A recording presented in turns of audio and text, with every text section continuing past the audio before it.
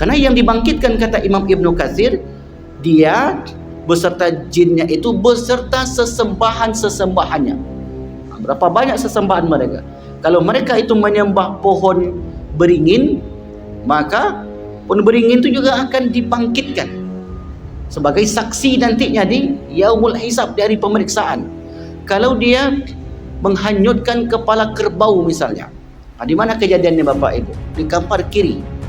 Jadi kalau memasuki bulan puasa Pak Ibu, maka dipotonglah, sembelihlah kerbau, kemudian kepala kerbau itu dihanyutkan ke sungai. Sungai apa namanya Pak Ketua?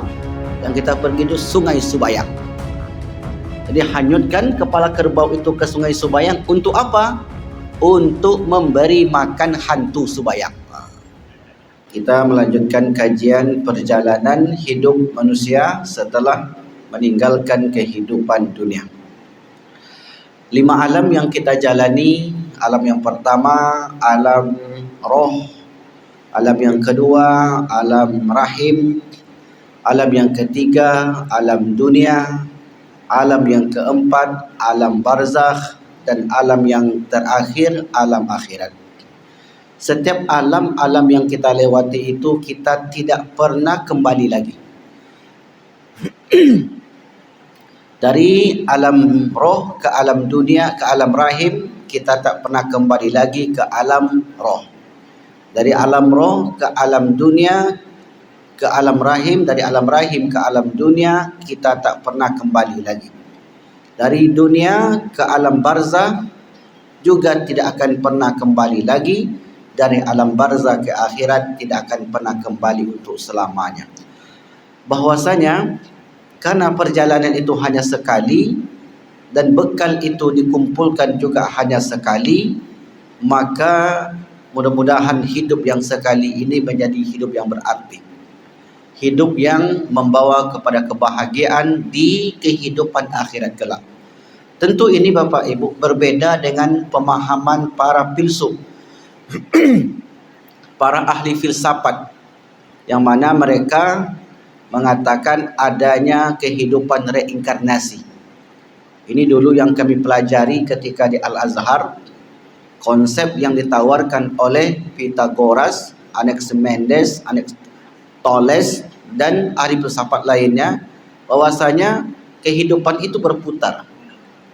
Kalaulah sekarang mereka hidup di dunia ini dalam keadaan bahagia, maka nanti setelah berakhir dunia ini akan diciptakan dunia baru, mereka juga dalam keadaan bahagia. Kalau sekarang mereka ini dalam keadaan kaya raya, terkenal, maka nanti pun seperti itu. Ini pemahaman yang dikemukakan oleh para ahli filsuf. Mengapa pemahaman itu sampai keluar, sampai muncul? Karena tidak beriman dengan Allah Subhanahu wa ta'ala. Siapapun dia, pastilah melalui 5 perjalanan tadi. Jadi setiap perjalanan-perjalanan yang kita lalui tidak akan pernah kita ulangi lagi. Bahkan kalau kita bicara masa muda saja Bapak Ibu, yang begitu indah, kita tak akan pernah kembali lagi ke masa itu. Karena memang begitulah kehidupan manusia. Lalu kemudian sampailah kita kepada kehidupan akhirat. Kehidupan yang bersifat kekal abadi. Sifat yang kehidupan di mana tidak ada tambahan-tambahan amal. Apa maksud tambahan amal? Kalau seseorang meninggal, lalu kemudian anak, suami, istri, kawan berdoa dan bersedekah untuk mereka, maka amalan-amalan mereka itu ditambahkan. Artinya amal itu belum ditutup, donasinya masih dibuka. Sampai kapan? Sampai datang hari berbangkit. Jadi begitulah Allah Subhanahu wa taala sangat penyayangnya kepada umat manusia. Kalaulah mereka dahulu di dunia tidak sempat untuk beramal banyak, lalu ternyata generasi-generasinya, anak serta cucunya, apalagi cucunya misalnya menjadi orang baik, setiap kontribusi yang diberikan oleh datuknya itu, dia dapatkan Bapak Ibu. Jadi bukan saja ayah yang dia dapat dari ayah, bukan saja ayah yang mendapatkan. Datuk nenek yang ikut membesarkan cucunya, apalagi sampai menyekolahkan cucunya, apalagi sampai berkontribusi besar kepada kehidupan cucunya di kemudian hari, datuk nenek itu mendapatkan dalam tanda petik fee, pahala. Kenapa? Karena ada sumbangsi dalam kehidupan mereka.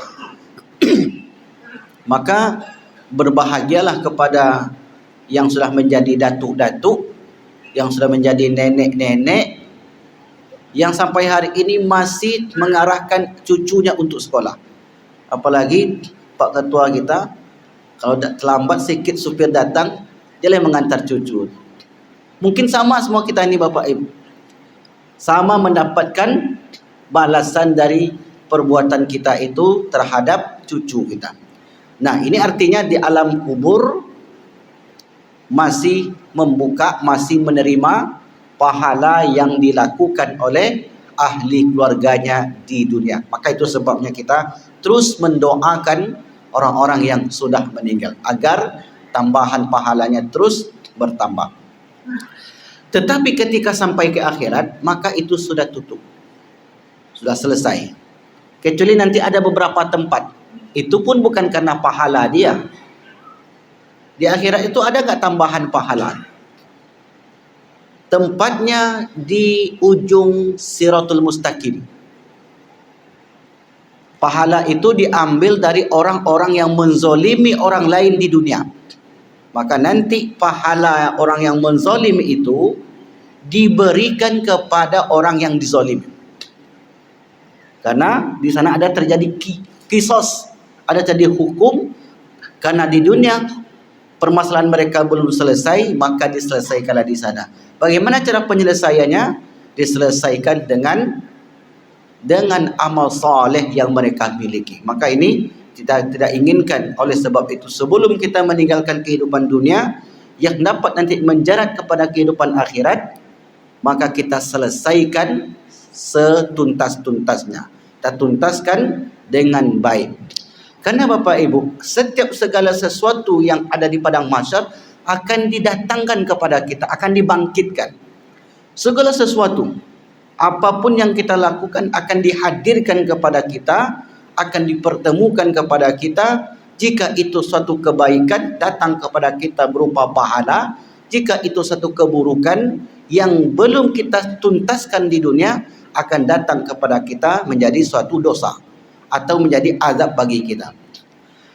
Maka pembahasan khususnya pada pagi ini ialah apakah jin, hewan akan dibangkitkan di padang mahsyar? Kalau manusia sudah pasti. Karena Al-Quran mengatakan qalu ya hasratana man ba'atsana min marqadina hadza. Orang-orang kafir itu menyesali. Lalu mereka mengatakan qalu ya hasratana, betapa malangnya kami, man ba'atsana min marqadina hadza. Siapakah yang membangkitkan kami dari tempat pembaringan kami ini? Mereka tidak menyangka akan adanya hari kebangkitan di akhirat kelak. Tapi nyatanya demikian. Setelah mereka bangkit dari kubur masing-masing, ternyata mereka yauma yaqumun nasu lirabbil alamin. Pada hari itu setiap orang akan berdiri menghadap Allah Rabb semesta alam. Alamnya adalah alam akhirat. Karena bumi yang sekarang ini ditukar, diganti dengan bumi yang lain. Jadi di sana apakah ada sistem tata surya, sistem waktu? Tidak ada. Karena kalau ada sistem waktu, waktu itu ada mulai, ada akhir. Itu waktu. Kalau di akhirat itu dimulai sesuatu, berarti pasti berakhir. Kalau berakhir, berarti tidak kekal. Bisa dipahami sini Bapak Ibu? Tapi Al-Quran, hadis Nabi Muhammad menyebutkan isyarat satu hari atau setengah hari di bumi mahsyar sama dengan 50.000 tahun di dunia. Itu kan waktu, Ustaz. Ya. Kenapa Rasul sebutkan waktu? Itu menunjukkan saking lamanya. Itu menunjukkan lama, karena 50.000 tahun setengah hari dibanding setengah hari kan luar biasa. Luar biasa lama. Maka oleh karenanya kehidupan di sana tidak diawali dengan sesuatu dan tidak ada berakhir. Sebab itu disebut dengan yaumul akhir, al-yaumu al-akhir, hari yang terakhir. Maka kehidupan khalidina fiha abada. Maka disinilah orang-orang kafir, orang-orang yang tidak beriman kepada Allah, menyesali apa yang pernah mereka perbuat semasa hidup. Qalu ya hasratana man ba'athana mim marqadina hadza. Quran surat yang ke-36, surat Yasin. Nah, al-insanu mihwar hadas, mihwarul hadas. Manusia itu adalah topik daripada pembahasan dunia. Maka yang paling banyak dibahas di akhirat adalah kehidupan manusia di dunia. Tetapi selain manusia ada juga makhluk-makhluk lain yang akan ikut dikumpulkan bersama manusia di padang mahsyar. Dalam Quran surat yang ke-52, itu Quran surat Az-Zariyat, nanti bila bosa ibu cek ya, ayat yang ke-56 kalau tidak salah, surat yang ke-51 atau 52 Az-Zariyat, Allah berfirman, "Wa ma khalaqatul jinna wal insa illa liya'budun." Tidaklah aku ciptakan jin dan manusia melainkan untuk beribadah. Berarti jin dan manusia setara dengan manusia. Jin dan manusia itu setara. Setara dalam perintah ibadah. Jin itu Bapak Ibu, ketika mereka mendengarkan bacaan Al-Quran, maka jin itu akan pulang ke kampungnya, pulang ke kaumnya, lalu kemudian memberikan peringatan. Liyunziru qaumahum. Itu Allah ceritakan Quran surat Al-Ahqaf, ayat-ayat halaman terakhir. Maka jin itu mereka katakan, diam, saya sekarang sedang mendengarkan bacaan Al-Quran. Setelah mereka mendengarkan bacaan Al-Quran, mereka kembali kepada kaumnya dan mereka berdakwah. Jin muslim mendakwakan jin yang tidak muslim, atau jin muslim yang malas. Kira-kira begitulah. Jadi kalaulah kita gambarkan kehidupan jin itu dengan kehidupan kita, mungkin di dunia jin sana ada juga Masjid Nurul Huda namanya. Mungkin di sana mereka juga buat program, tapi tentu tidak ada pemilihan gubernur. Itu bedanya Bapak Ibu. Tak ada heboh-heboh. Kalau di dunia ada pemilihan gubernur, heboh-heboh. Tapi kalau di dunia jin, saya rasa, karena pembahasan saya, belum saya temukan. Ada enggak di sana pilkada juga Ustaz oleh pemimpin? Wallahu a'lam bishawab. Tak sampai pembahasan manusia ke sana. Tapi apakah mereka itu beribadah sama seperti kita? Ya. Ya, kan jadi pemimpin juga ibadah Ustaz. Bisa jadi. Ini kan bisa jadi Bapak Ibu. Kita tidak bisa memvalidasi. Karena kita tak bisa mendeteksi dunia jin. Kalau dunia manusia pasti. Nah, ayat yang kita ambil menjelaskan tentang semua akan dibangkitkan, yaitu surat Al-An'am. Surat Al-An'am, surat yang ke-6, ayat yang ke-128. Ini salah satu ayat yang menceritakan semua akan dikumpulkan. Maka namanya mahsyar. Mahsyar, mim, ha, sya, ra, mahsyar. Itu dari akar kata hasyar. Hasyar artinya berkumpul. Itu ayat yang pertama. Ayat yang kedua, surat Al-An'am, ayat yang ke-38. Jadi kalau orang tanya nanti, apa artinya mahsyar? Ya mahsyar, ya mahsyar. Mahsyar artinya tempat berkumpul. Buminya disebut bumi mahsyar. A'udzubillahi minasyaitonirrajim. Bismillahirrahmanirrahim. Wa yauma, dan pada hari, yahsyuruhum jami'a. Yahsyuru, Allah Subhanahu wa taala mengumpulkan hum, mereka semuanya. Berarti kalau sebut semuanya, ada enggak yang tersisa Bapak Ibu? Tidak ada yang tersisa. Semuanya akan dikumpulkan. Ini nanti kaitannya kenapa semua dikumpulkan untuk menjadi saksi atas diri kita masing-masing. Semua akan dikumpulkan, jin, manusia, hewan, tempat yang pernah kita singgahi, maka semua itu akan dihadirkan. Itu makna dikumpulkan. Akan dikumpulkan di mahsyar. Kalau itu amal baik, maka amal baik ini akan menjadi pemberat bagi kita, sehingga kemudian amal timbangan kita berat. Kalau dia amal buruk yang dilakukan, lalu kemudian tidak bertaubat sebelum meninggal, maka ini menjadi kesulitan bagi mereka. Amal soleh menjadi kemudahan bagi seseorang, amal buruk menjadi kesulitan bagi seseorang. Wa yauma nahsyuruhum jami'a. Semua pada hari itu kami kumpulkan.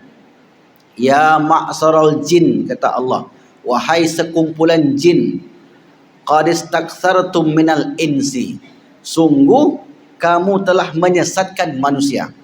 Jadi yang menyesatkan manusia itu adalah jin. Wa qala awliya'uhum minal ins, lalu kemudian kawan-kawan mereka dari golongan manusia berkata, Rabbana, ya Tuhan kami, istamta'a ba'duna min ba'din wa ballagna ajalana alladhi ajalta lana. Kami telah saling mendapatkan kesenangan dan kami telah sampai pada waktu yang telah engkau tentukan buat kami. Nanti terjadi di hari pemeriksaan. Untuk pemeriksaan yaumul hisab itu khusus kita bahas nanti Bapak Ibu. Kita detailkan dulu, semua itu akan dibangkitkan, akan dihadirkan. Maka Al-Quran menyatakan demikian. Wahai sekelompok jin dan sekelompok manusia, kamu semuanya ketika di dunia saling menikmati. Apa maknanya istamta'a ba'duna ba'd min ba'din? Satu yang lain saling menikmati. Ketika kita buka tafsirnya Bapak Ibu, maka para ulama seperti Imam Ibnu Katsir, Imam Al-Baghawi, ayat ini ditafsirkan dengan ayat yang lain. Quran surat Al-Jin. Bapak Ibu bisa cek Quran surah Al-Jin ayat yang kelima. Di ayat yang kelima itu, sekelompok manusia mencari perlindungan kepada sekelompok jin. Artinya, adakah orang yang menjadi budak jin di dunia ini? Ini ayatnya. Artinya apapun yang diinginkan oleh jin itu, selama keinginan terpenuhi, maka dia akan penuhi keinginan jin tersebut. Dulu ada kisah Bapak Ibu, belum lama, paling 10 tahun belakangan. Jadi orang ini, dia menjadi khodam jin. Dia menjadi budak jin kalau bahasa kitanya. Lalu kemudian syarat yang ditetapkan oleh jin itu, letakkan lembaran-lembaran Al-Quran di kamar mandi. Ketahuan setelah meninggal. Di orang ini bersekutu, bekerja sama dengan jin. Jadi apapun yang diinginkan oleh jin itu dia turuti, kalau tidak maka makan korban. Sebab ada hutang piutang di situ. Lalu kemudian orang ini pun meninggal. Setelah meninggal dibukalah kamar rahasianya, termasuk kamar mandinya. Ketika dia masuk kamar mandi itu, maka ditemukanlah lembaran-lembaran Al-Quran sebagai alas kakinya. Tujuannya untuk menghinakan Al-Quran. Maka itulah kata ayat Al-Quran tadi, wa annahu kana rijalum minal insi ya'uzuna birijalim minal jinni fazaduhum rohaqa. Wa annahum, sesungguhnya mereka, rijalun minal ins, orang-orang dari kalangan manusia, ya'uzuna, mencari perlindungan. Inilah makna tadi. Karena yang dibangkitkan, kata Imam Ibnu Katsir, dia beserta jinnya itu beserta sesembahan-sesembahannya. Berapa banyak sesembahan mereka?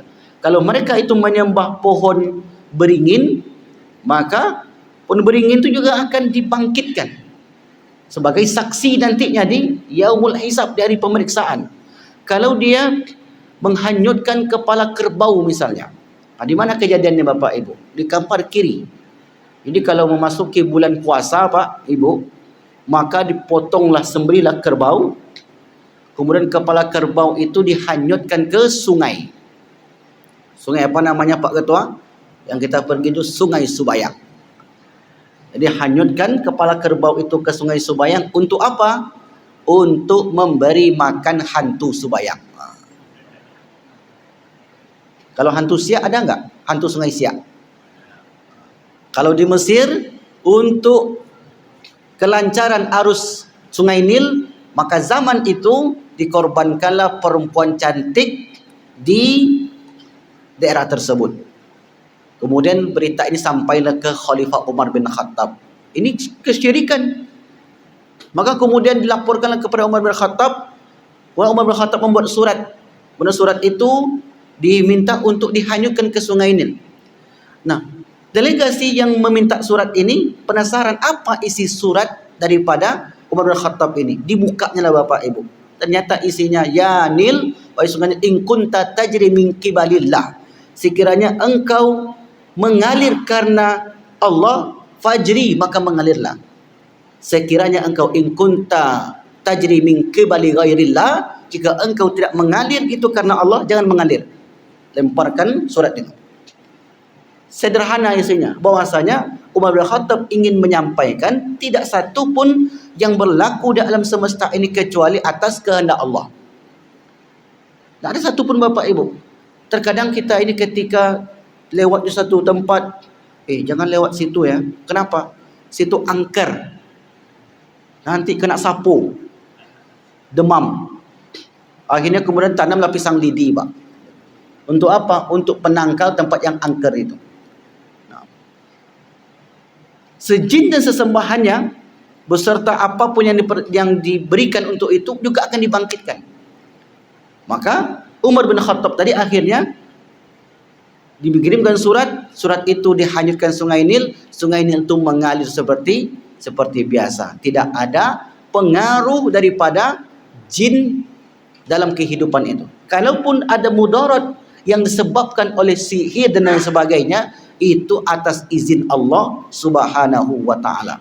Karena terkadang Bapak Ibu banyak kasus di tengah masyarakat, ada orang yang kena sihir oleh jin dan sekutu-sekutunya tadi yang saling menikmati satu dengan yang lain, dan dukun ini mengupdate. Jadi yang mengupdate itu bukan hanya status WhatsApp. Dukun itu bisa mengupdate sampai orang itu meninggal, Bu. Ada kisah nyata, ini dikisahkan oleh teman saya. Jadi orang ini, dulu kakak ini kuliah di sebuah tempat. Kemudian suka dengan laki-laki. Ya biasa, laki-laki perempuan. Perempuan ini suka juga. Tapi laki-laki ini memilih perempuan ini. Ya biasalah menyatukan pilihan. Sejak saat itu muncul ketidaksukaan, kemudian disantet. Bisa terjadi atas izin Allah tentunya. Semua itu atas izin Allah. Allah izinkan juga yang seperti itu. Yang baik Allah izinkan, yang buruk Allah izinkan. Ini masuk kajian akidah. Yang baik itu Allah redai, yang tidak baik itu Allah murka. Bisa dibedakan sini Bapak Ibu. Semua Allah izinkan berlaku di dunia ini. Yang baik dilakukan Allah izinkan, yang buruk dilakukan Allah izinkan juga. Bedanya apa? Yang baik dilakukan Allah redha. Abu Bakar melakukan kebaikan beriman, Allah redha. Sementara Abu Jahal tidak beriman, Allah tidak redha. Tapi Allah izinkan, Allah izinkan. Begitulah dengan orang tadi. Diizinkan oleh Allah, sakitlah sejak saat itu, sembuh, sakit lagi, sembuh, sakit lagi. Tengoklah di kamar mandinya itu ada saja benda-benda buhul, ikatan-ikatan yang dikirim oleh jin tadi. Diupdate terus Bapak Ibu. Begitu orang ini sembuh, maka dikirim lagi. Begitu sembuh, dikirim lagi. Sampai kemudian Allah takdirkan orang ini meninggal dalam keadaan sakit tadi.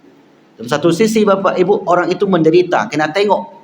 Tetapi di sisi lain, Allah hapuskan dosa-dosanya. Karena orang yang sakit, Allah gugurkan dosa-dosa orang tersebut. Ma min muslim yusibul adha. Tidaklah seorang muslim ditimpa sakit illa hattat anhu sayyi'atuhu, melainkan Allah gugurkan dosa-dosanya. Itulah bagi orang beriman. Nah, itu akan dikumpulkan semuanya, akan dibangkitkan. Sebagai apa dibangkitkan, dikumpulkan di akhirat? Sebagai saksi-saksi. Wa yauma nahsyuruhum jami'a. Pada hari itu kami kumpulkan mereka semuanya. jin, manusia beserta para wali-wali mereka, orang-orang yang dekat dengan mereka, para sesembahan-sesembahan mereka. Ya ma'syarul jin, wahai sekumpulan jin, qad istakthartum minal insi, kalian telah menyesatkan sebagian manusia. Wa qala awliya'uhum, dan kawan-kawan mereka dari kalangan manusia berkata, ya Rabbana, Rabbana ya Tuhan kami, istamta'a ba'duna, kami dulu di dunia memang saling memberikan keuntungan, saling menikmati, memberi keuntungan. Kami dapat keuntungan ini, kami pula berikan ini, saling keuntungan satu dengan yang lain, kerja sama. Wa balagna ajalana alladhi ajaltalana, dan telah sampai pada waktu yang telah engkau tentukan buat kami. Allah berfirman, qala an-naru mathwakum, Allah katakan maswakum annar, api neraka adalah tempat kembali kalian, khalidina fiha abada. Orang semacam ini Bapak Ibu yang bekerja sama dengan jin termasuk perbuatan syirik. Orang yang syirik tidak bertaubat dari kesyirikannya, maka kata Al-Quran, innallaha la yaghfiru ay yushraka bihi wa yaghfiru ma duna dzalika liman yasha. Ini syirik besar. Syirik menyembah selain Allah, menyembah patung-patung tadi. Nah, kalau kami dulu pernah melakukannya Ustaz, lalu kami bertobat. Kalau bertobat selesai semua Bapak Ibu. Apa contohnya? Contoh syirik yang sederhana yang terjadi di tengah-tengah kita. Misalnya kalau dia demam, datanglah ke dukun. Dukun itu mengambil kunyit sepanjang inilah. Kunyit itu dibelah dua, dikasih beras apa itu namanya. Letakkan di atas punggung tangannya. Tertitik tawar di langit, tertitik tawar di bumi, aku menawar jadi api, aku menawar jadi racun ke dalam batang tubuh, sebulan berkat kalimat la ilaha, kata dia. Jangan dihafal Bapak Ibu. Ini contoh. Yang dihafal yang begitu. Contoh saja. Ini Pak Metondang nanti dihafal. Habis ini dukun dia. Ditengoknya lah masih tertelungkup. Jadi dukun ini kan pandai dia Bapak Ibu. Tengoknya. Cobalah tengok, demam badannya panas. Bapak kemarin ada enggak lewat di perkuburan itu? Ada. 4 hari yang lalu. Pas pula lewat di situ. Dibacalah mantra tadi, tengok. Dibuka. Tertelentang. Berarti bukan di situ jinnya nongkrong Pak. Berarti Bapak enggak kena sapu di situ. Cari tempat lain. Ini pengalaman di kampung. Kan begitu dia Pak. Dianggap tempat-tempat itu angker. Ada enggak tempat yang angker itu? Pada angker kan kita yang membuat. Di Timur Tengah tu enggak ada tempat angker Bapak Ibu. Saya pernah menakut-nakuti anak Sudan. Anak orang Sudan itu orang hitam tu. Karena di Sudan itu 2 musimnya, musim panas sama musim panas sekali. Jadi kalau hitam sekali, itu aja musimnya di sana. Enggak ada musim lain. Jadi jam 1 malam, mereka tuh musim panas tuh main-main tuh Bapak Ibu. Kemudian kita takutinlah anak-anak Sudan tuh. Di situ ada jin kita bilangnya. Kata dia, ngapain takut sama jin? Kami aja jin. Tak takut mereka tuh Bapak Ibu. Tak ada ketakutan itu. Karena tak ada dalam pikiran mereka yang seperti orang Indonesia. Kalau kita lewat di kuburan, yang terbayang apa? Kuntilanak. Masuk ke rumah sakit, kagak sepi sikit, suster ngesot. Ilaha illallah, banyak sekali. Kadang saya pun takut juga. Besar pengaruhnya Pak. Tanpa disadari itu berpengaruh. Kita kalau masuk ke rumah kosong takut. Seakan-akan di situ sudah ada yang berpakaian putih bergentayangan. Padahal itu adalah ilusi kita. Nah, itu yang dikerjakan oleh dukun tadi. Maka itu, kemudian karena kami tak tahu dulu Ustaz. Kami tak tahu perkara seperti itu. Maklumlah kehidupan sana itu tidak seperti di Kota Pekanbaru. Menuntut ilmu tidak seperti sekarang ini. Lalu kemudian dia pun tinggalkan itu Bapak Ibu. Kalau ada orang melakukan kesyirikan, tak tahu itu adalah syirik, orang itu tidak dihitung sebagai dosa. Karena ma'fu anhu, dia tak tahu. Dia ikut-ikut saja. Makanya orang-orang yang tinggal di pedalaman, apapun yang mereka lakukan, mereka itu disebut al-fatrah. Mereka itu selamat, mereka itu penghuni surga. Karena dakwah tidak sampai. Mereka tak tahu kalau mereka menyembah pohon sagu, menyembah pohon beringin, maka itu tak dihitung sebagai dosa. Kami dulu pernah datang ke Selat Panjang, masuk ke suku-suku Akit. Mereka tu tak tahu agama Bapak Ibu. Mereka hidup berganti generasi, lalu mereka meninggal, najud, mereka itu selamat. Nah, hukum inilah yang diterapkan kepada orang tua Rasulullah sallallahu alaihi wasallam, bahwa orang tua Rasulullah itu di surga. Mengapa? Karena orang tua Rasulullah hidup di antara dua nabi yang begitu lama, antara Nabi Isa dan Nabi Muhammad 600 tahun. Ahlul fatrah. Itu kesepakatan ulama akidah dan ulama tauhid, ulama kalam. Orang tua Nabi berada di surga. Kalau ada yang mengatakan orang tua Nabi neraka, ini tidak beradab kepada Rasulullah sallallahu alaihi wasallam. Nah, jadi dikumpulkan dia, jinnya itu, manusianya itu, para sesembahannya itu, dan atribut-atribut yang akan berkaitan dengan dunia jin itu. Qala an-naru maswaakum khalidina fiha illa masyaallah inna rabbaka hakimun alim. Sungguhnya Tuhanmu maha bijaksana dan maha mengetahui. Ini satu ayat Al-An'am ayat 128. Ayat yang berikutnya Al-An'am ayat yang ke-38. Allah berfirman, "Wa ma min dabatin fil ardi wala ta'irin yatiru bi janahihi illa umamum amsalukum ma farratna fil kitabi min syai' summa ila rabbihim yuhsyarun." Tidak ada seekor hewan pun yang berada di bumi dan burung yang terbang dengan kedua sayapnya, melainkan semuanya merupakan umat seperti kamu. Bayangkan Bapak Ibu. Jadi disebut hewan-hewan itu umat. Umat itu artinya kan kelompok. Sama seperti kalian umat. Tapi bedanya kalau hewan tidak dihisap nanti. Tidak ada hisapnya. Karena mereka tidak diberi akal. Yang diberi akal, yang dihisap itu orang yang hidupnya berakal.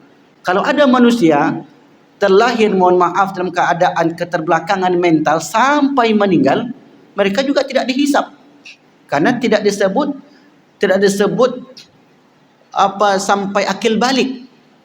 Nah, jadi kalau ada di antara keluarga Bapak Ibu ada 1-2 orang yang seperti itu, sebenarnya ada kabar gembira dari Nabi, sebab mereka itu nanti akan menyelamatkan orang tuanya. 2 orang anak yang meninggal sebelum akil balik. Ya Bu ya, 2 orang meninggal sebelum akil balik, termasuklah tadi yang keterbelakangan mental itu. Maka nanti di akhirat 2 anak ini akan menjadi hijab dari api neraka. Itu kabar gembira itu Bapak Ibu. Kita kadang-kadang sedih. Ya Allah, anak masih kecil sudah dipanggil. Ini anak tidak sehat begini. Itu pandangan manusia seperti itu. Tapi kalau pandangan agama, orang semacam itu anaknya akan membela dia ketika nanti di padang mahsyar, ayah dan emak dia.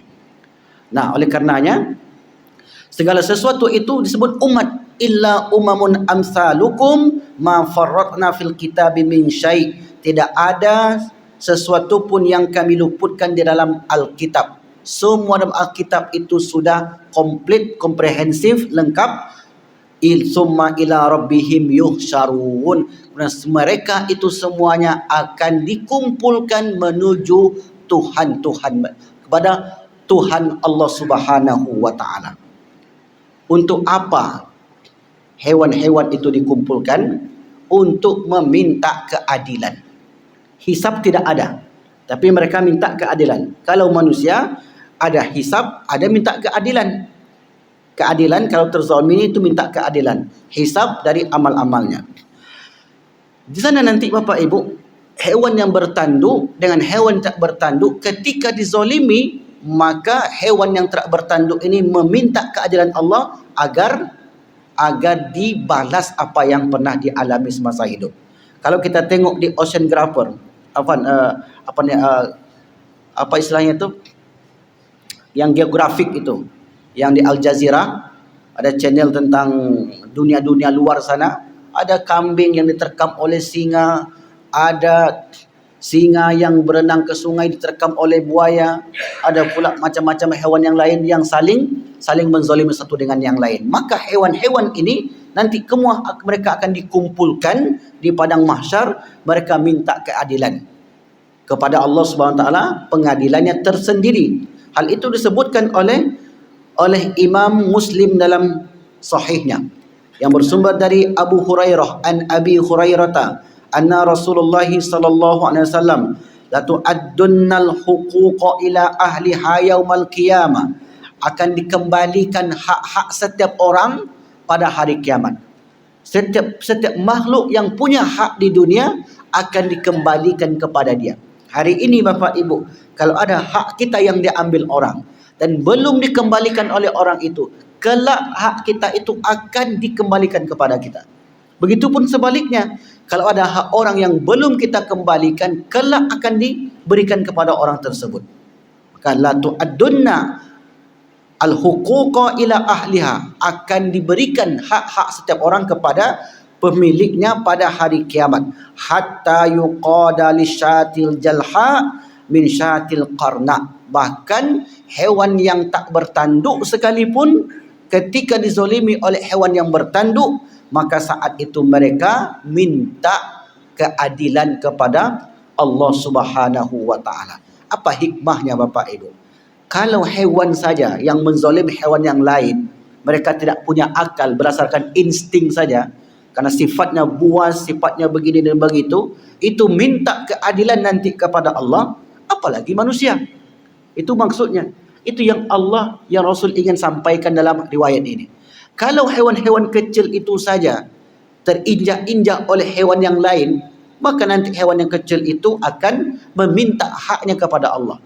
Nah, apakah mereka itu masuk surga, masuk neraka? Itu tidak ada kaitannya. Karena mereka di antara hewan-hewan itu ada yang menjadi hewan penduduk surga. Jadi nanti di surga itu juga ada hewan-hewan ternak yang hidup berdampingan dengan manusia, berdasarkan riwayat tentunya. Seperti kambing, sapi, ada beberapa burung yang Allah hidupkan di surga bersama manusia. Nah, jadi di sini disebutkan oleh Rasulullah, orang-orang yang memiliki hak tadi, yang tidak dikembalikan kepada yang berhak menerimanya, kelak akan dikembalikan. Riwayat yang terakhir, riwayat Imam Ahmad an Abi Hurairah anna Rasulullah sallallahu alaihi wasallam qala yaqtassu lil khalqi ba'dhum min ba'din hatta lil jamma'i minal qarna wa hatta lidzarrati minadz dzarrah. Dari Abu Hurairah radhiyallahu an, bahwasanya Rasulullah bersabda, setiap makhluk akan melakukan qisas, akan melakukan pembalasan. Sehingga kambing yang tidak bertanduk akan membalas kambing yang menanduknya, dan semut akan membalas dengan semut yang lainnya. Inilah yang disebutkan oleh Rasulullah. Apa kesimpulan daripada tema subuh ini, pagi ini? Apakah semua akan dikumpulkan? Jawabannya, semua akan dikumpulkan. Untuk apa mereka dikumpulkan? Kalau manusia dikumpulkan untuk menjadi saksi-saksi di persidangan. Itu bagi manusia. Segala sesuatu yang pernah kita tempuh, yang pernah kita lalui, yang pernah kita miliki, yang menjadi hak kita, maka itu akan dikembalikan, akan dikumpulkan bersama kita sebagai saksi. Kalau hewan-hewan ataupun jin sama dengan manusia, dia akan dikumpulkan bersama sembahannya untuk saksi. Sementara hewan-hewan dengan berbagai jenisnya, mereka dikumpulkan untuk membalas. Kalau dia tanduk di dunia, maka mereka akan ditanduk juga. Hikmah dari keseluruhan itu, kalau hewan-hewan saja yang menzalimi hewan yang lain akan meminta balasannya, apalagi umat manusia. Itu yang dimaksud oleh Rasulullah berdasarkan penjelasan para ulama. Wallahu a'lam bishawab. Sebagai penutup, Allah katakan wa idzalu husyirat, apabila binatang-binatang liar dikumpulkan, semua akan ikut dikumpulkan. Maka inilah mungkin pembahasan kita pada pagi ini. Wallahu a'lam bishawab. Karena memang waktu Isra cepat. Sekarang sudah masuk jam 6 lewat 2 atau lewat 3. Sama dengan waktu maghrib. Baik Bapak Ibu yang dimuliakan Allah. Ada yang bertanya, silakan. Ya, silakan Pak.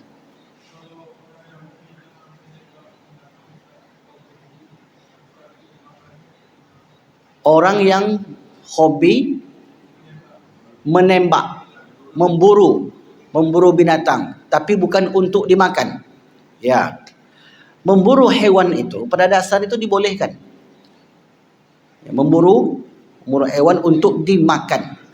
Misalnya kita pergi ke hutan, kemudian nampak rusa, kemudian itu karena Allah berikan fasilitas itu untuk manusia. Allah tundukkan alam semesta untuk manusia. Yang bisa dimakan tentu kita makan. Tapi kalau beruang membahayakan itu boleh membela diri. Apakah beruang-beruang ataupun yang sejenisnya itu akan menuntut haknya? Tidak. Karena itu bukan terzolimi. Sama seperti kita menyembelih sapi, itu terzolimi enggak? Enggak. Menyembelih kambing, terzolimi tidak? Tidak, itu diperuntukkan untuk manusia. Di ketika kita menyembelih sapi, menyembelih kambing untuk dikonsumsi, maka itu sudah diperuntukkan untuk kita, bahkan kita berpahala. Tapi kalau hanya sekadar hobi membunuh, ini lain cerita. Dia hobi mancing. Ketika dapat ikan itu, enggak diangkat ke atas. Memang disengajakan. Mata pancing itu ditangkap. Kadang-kadang menengok pancing begini ini kan asik nengok.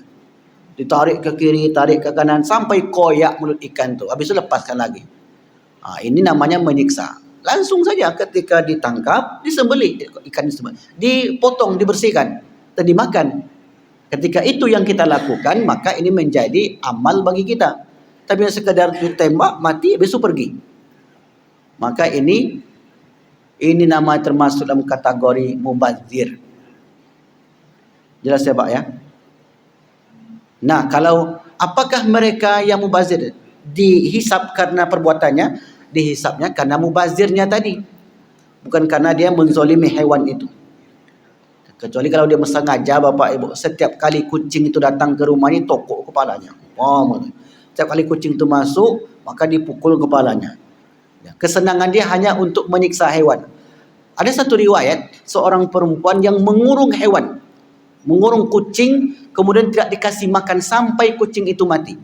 Akhirnya kata Rasulullah, orang ini masuk neraka bisababi hirrah. Disebabkan kucing yang dia siksa sampai mati. Artinya kalau menyiksa itu tidak boleh. Tapi kalau untuk menyembelih dan kemudian dikonsumsi, ini diperkenankan oleh syariat Islam. Jadi bedanya sedikit sekali.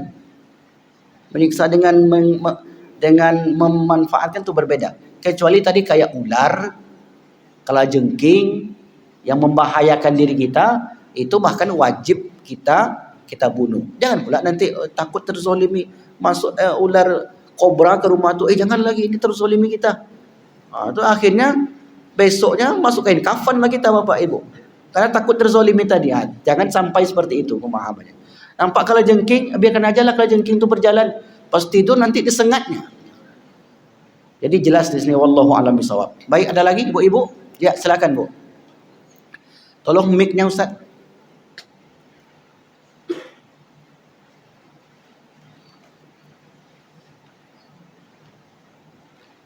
Tema berikutnya penyesalan orang-orang kafir. Assalamualaikum warahmatullahi wabarakatuh. Waalaikumsalam. Mau nanya Ustaz, biasanya di kampung-kampung kalau musim durian itu banyak bono-bono yang mengambil buah durian Ustaz. Dia belum masak dari jatuh-jatuhnya semua. Terus orang kampung itu menembaki monyet-monyet itu sehingga berjatuhan berbulu-bulu banyaknya Ustaz. Iya. Gimana itu Ustaz? Baik. Ya.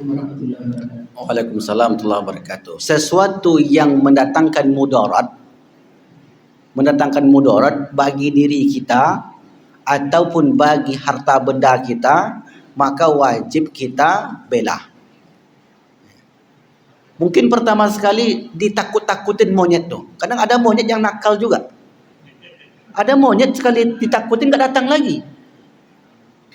Karena monyet itu ada jenisnya, ada beru, ada kera, apalagi namanya Pak?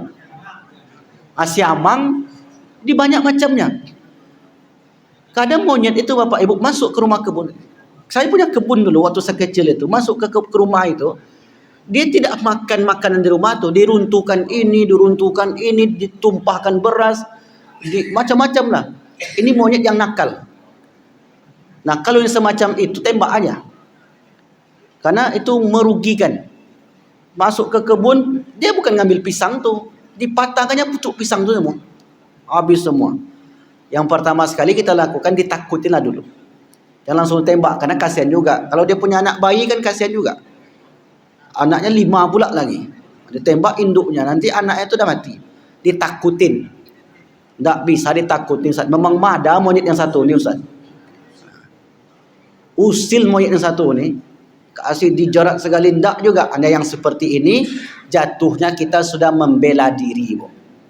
Membela harta kita. Karena kalau tidak dibela seperti itu, setiap kali panen nanti habis dimakan monyet. Setiap kali panen habis dimakan monyet.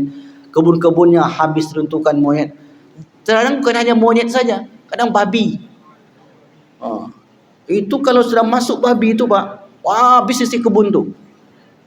Boleh tak kita membela diri? Boleh. Jangankan monyet itu, kalau orang saja yang menyakiti kita, kita boleh membela diri. Kalau kita meninggal, kita syahid. Kalau dia meninggal, kita sedang membela diri. Jadi boleh dengan ketentuan, diberilah peringatan dahulu. Warning, monyet tak boleh masuk, tulis di situ. Karena banyak saya tengok, Pak, tulisan di sini dilarang buang sampah kecuali monyet. Berarti ada juga yang buang sampah itu dari kalangan monyet. Beri warning di situ, ditakutinlah. Enggak juga, maka ambil langkah berikutnya sesuai kebutuhan tadi. Jelas ya, Bu ya? Wallahu a'lam bishawab. Silakan.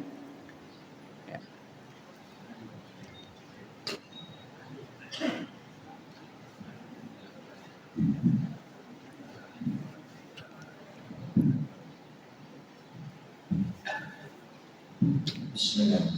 Assalamualaikum warahmatullahi wabarakatuh. Ini Ustaz, saya ini bertanya sesuai dengan penasihat ini dan penasihat seperti yang sebelumnya.